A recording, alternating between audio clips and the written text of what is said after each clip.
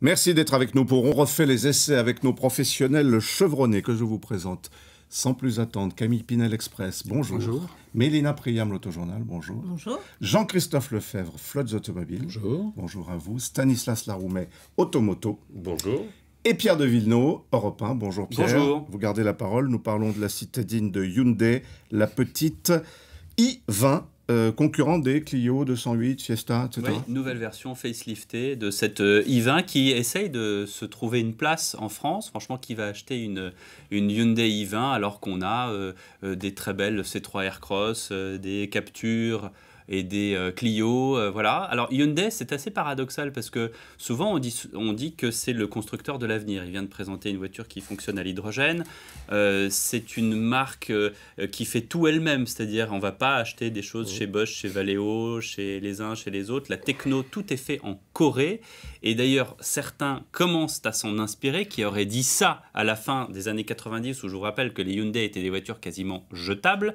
Quand on arrivait chez le loueur et qu'on vous proposait une Hyundai, vous disiez vous n'avez pas autre chose, s'il vous plaît? Une Getz. Aujourd'hui, oui, la Hyundai Getz ou la Hyundai Matiz, voilà, paix à leur âme. Aujourd'hui, elle devait être quelque part dans les casses. Aujourd'hui, une Hyundai, c'est une voiture, comment dirais-je, qui est une voiture qui fonctionne, qui est une voiture qui a tout à fait sa place dans la concurrence.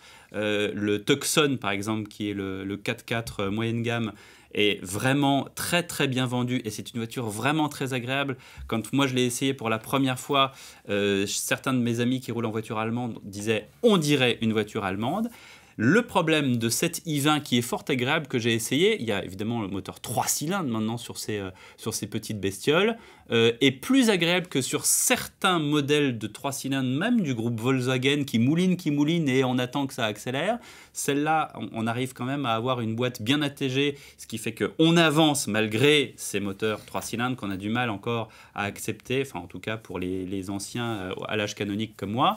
Mais voilà, cette voiture-là, elle existe, elle est pas forcément moins chère que la concurrence, mais alors, il y a une chose qu'on peut dire, c'est que la marge de négociation est peut-être plus facile chez le concessionnaire Hyundai que chez le concessionnaire Peugeot-Volkswagen.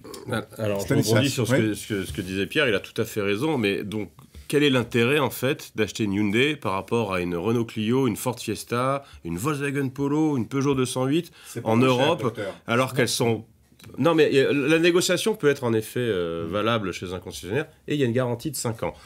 Après, kilométrage illimité. Non, mais elle est mieux équipée quand même. C'est mieux équipé. Là, il y a l'arrêt d'urgence. Oui. Non, mais il y a un équipement à prix équivalent, il y a un équipement qui est meilleur. Il peut y avoir parfois aussi des moteurs plus puissants. Le 3 cylindres, il est vraiment très agréable. Très agréable. Super moteur. Et il tient facilement la dragée haute au 3 PureTech cylindres. Oui, qui est d'ailleurs aussi une référence. Donc, je pense qu'il y a des arguments. En plus, c'est bien fabriqué, c'est relativement bien fini, parce que dans ce segment-là, on a encore des voitures. Bon, il ne faut pas trop se pencher en dessous, parce que le feutre n'est pas épais. Même des voitures asiatiques. Oui, mais pas seulement asiatiques. Chez Fiat, par exemple, on va les citer. Bah, ils en ont plus vraiment. Donc, non, mais même Honda Jazz. Donc je trouve que l'effort est plutôt bon, et surtout les valeurs résiduelles de cette voiture-là sont toujours en hausse. C'est d'ailleurs c'est un des modèles leaders de Hyundai en France, dans les entreprises, avec l'historique Tucson qui tient tout à fait la cote et qui est aujourd'hui toujours en haut parce qu'il y a la qualité. Camille? Alors moi je pense que la i20 c'est une voiture qui est un petit peu au milieu du gué, dans le sens où quand on prend un peu de recul sur Hyundai Kia, ce que vous avez déjà commencé à faire, c'est un groupe qui essaye peu à peu de se rapprocher des meilleurs. Et ils ont réussi avec cette voiture du point de vue de la qualité. Ils n'ont pas encore vraiment réussi du point de vue du style et on va dire de la façon de se faire remarquer par rapport à une 208 ou même à une Clio. Une i20, on la regarde passer, on l'a déjà oublié 3 secondes après.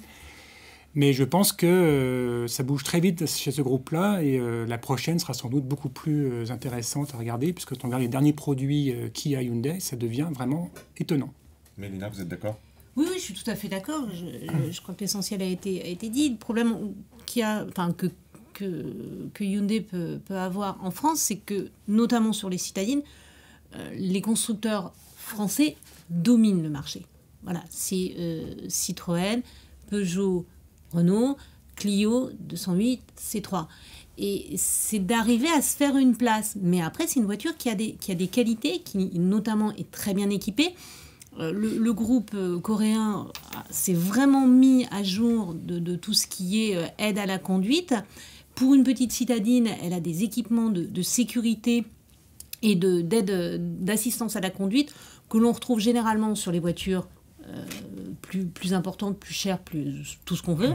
Et c'est vrai que voilà, il y a juste un déficit de notoriété. Mais qu'il y a toujours eu chez Hyundai, qui a toujours eu, mais je suis assez d'accord avec Camille sur le fait que la prochaine aura sans doute de la gueule, parce que quand on voit par exemple la Kona, c'est un vrai style, et c'est, on va dire, la toute petite grande sœur, parce qu'elle n'est pas beaucoup plus grande que celle-là.